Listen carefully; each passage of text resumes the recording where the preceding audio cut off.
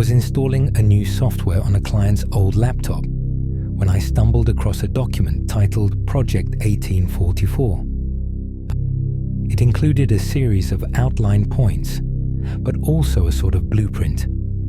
At first glance, it appeared to be a technical sketch, but the more I looked, the more I realized that it was a detailed drawing of a face, a portrait eerily similar to the widely recognized image of what they say Jesus looks like. But something about it felt off, ominous even, as if it wasn't meant to reveal Jesus, but to recreate Jesus, almost like coding Jesus, to come out the way a developer would want him to.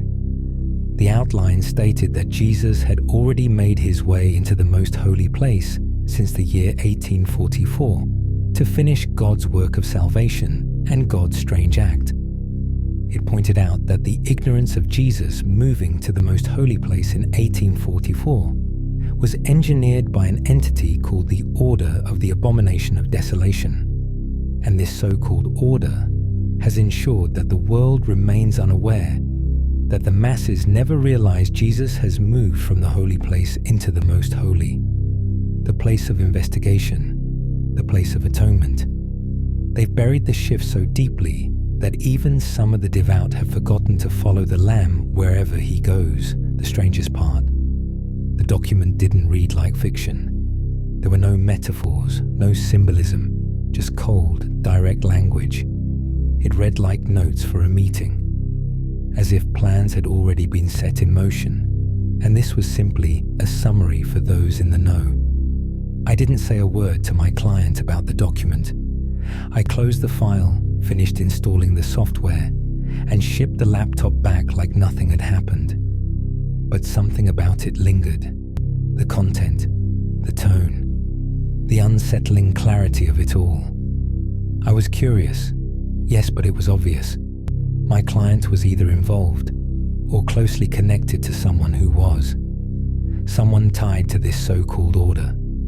I couldn't shake it. I couldn't forget what I saw. But it was the final portion of the document that truly unsettled me.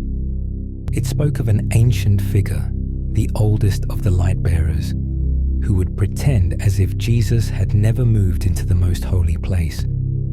According to the document, this being would craft an image of a false Jesus, one that remained behind in the holy place, continuing the rituals and sacrifices as though the veil had never been torn. It wasn't just deception, it was deliberate regression, a shadow play designed to confuse the masses and drag them back into a system that had already been fulfilled. It went on to reveal something even more chilling, that this perfect counterfeit, this manufactured Messiah, would one day stage a second coming, a grand global deception timed just before the true return of the real Jesus. So now I have 4 questions. 1. Which second coming are we preparing for? 2. Have most people really never heard that Jesus entered the most holy place in 1844? 3. Who or what is the Order of the Abomination of Desolation? 4. Will we ask the Holy Spirit to teach us how to tell the difference between Jesus and the counterfeit version? There is one who has been learning to craft a mirror image of the real Jesus, an imitation so precise, so convincing, that it's designed to deceive the very elect, but only those who have studied Jesus' every move and who accept him as the true high priest understand what's really happening.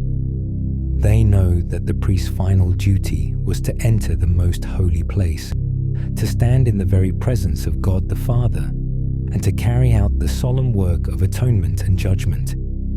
God's throne was moved and Jesus moved with it, and Jesus will remain in the most holy place and will not appear anywhere else until the sky recedes as a scroll when it is rolled up, and mountains and islands are moved out of their places.